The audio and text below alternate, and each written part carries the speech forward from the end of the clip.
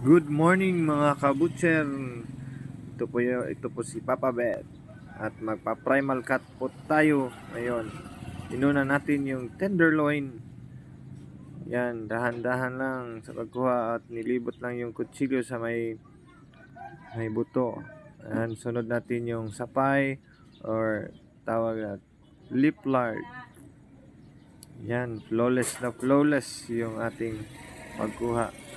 Sunod naman ay hiniwalay natin yung excess fat doon sa ating hamleg at pinaint natin doon sa ikalawang joint para hindi matamaan yung buto sa hamleg. Yan, at dahan-dahan hanggang sa maputol, maseparate natin yung hamleg sa may belly part. So naman tayo sa ating shoulder, sa foreribs.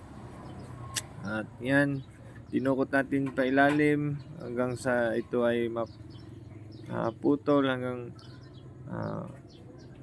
matanggal natin siya sa kanyang sa belly part. Ayan, sa joint na yan. At yan, pwede na natin siyang putulin. At yan, nagtatapos yung ating pag-primal cut kasi order po ito ng may-ari. Kaya God bless sa lahat at have a good time.